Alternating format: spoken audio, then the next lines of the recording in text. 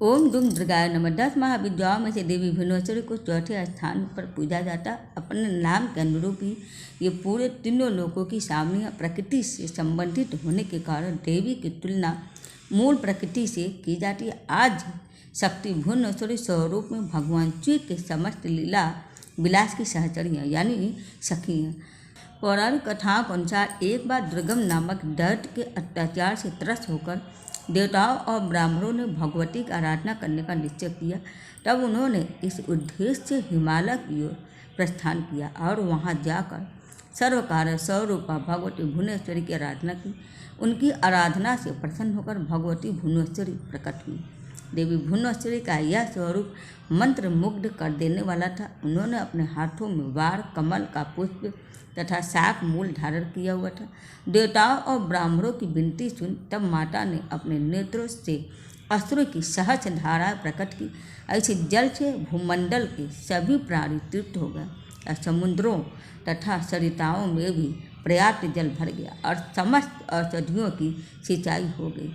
तब माँ भुवनेश्वरी के हाथों में शाकों और फल मूलों के होने के कारण वह देवी शताक्षी तथा शाकंभरी के नाम से विख्यात हुई। देवी भुवनेश्वरी ने ही दुर्गमासुर का संहार कर इसके द्वारा अपहृत वेदों को पुनः देवताओं को सौंपा था। इसी घटने के पश्चात भगवती भुवनेश्वरी दुर्गा के नाम से भी पूजा जाने लगी। देवी भुवनेश्वरी की जयंती भाद्र पक्ष के शुक्ल पक्ष की द्वादशी तिथि को मनाई जाती है।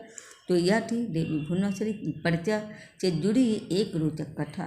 माता भुवनेश्वरी की पूजा करने से भक्तों के पुत्र की प्राप्ति होती है। जिन भक्तों की संतान प्राप्ति इच्छा है वो मुख्य रूप से माता रानी के इस रूप की पूजा करते हैं। भुवनेश्वरी देवी की पूजा करने से भक्तों को आत्मिक ज्ञान व चित्त शांति का अनुभव होता है। माँ भुवनेश्वरी जीवन के पंच तत्वों का मूल समझाती है तथा ब्रह्मांड में हमारा क्या महत्व है इसके बारे में जागृत करती है।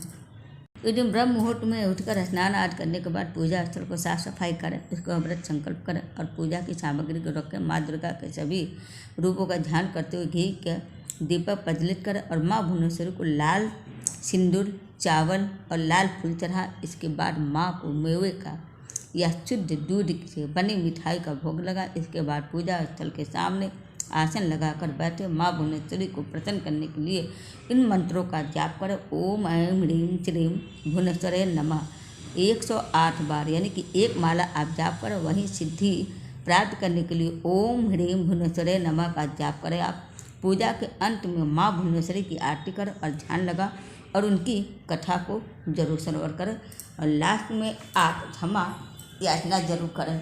यह दिन तांत्रिक विद्या में रुचि रखने वालों के लिए शुभ माना जाता है। माँ भुवनेश्वरी को सौंदर्य, ऐश्वर्य, ज्ञान और शक्ति की देवी माना जाता है। सही विधि से पूजन करने पर भक्तों को अद्भुत आध्यात्मिक लाभ प्राप्त होता है। तो उम्मीद करती हूँ आप सबको मेरा वीडियो पसंद आया होगा। हरे कृष्ण, हर हर महादेव।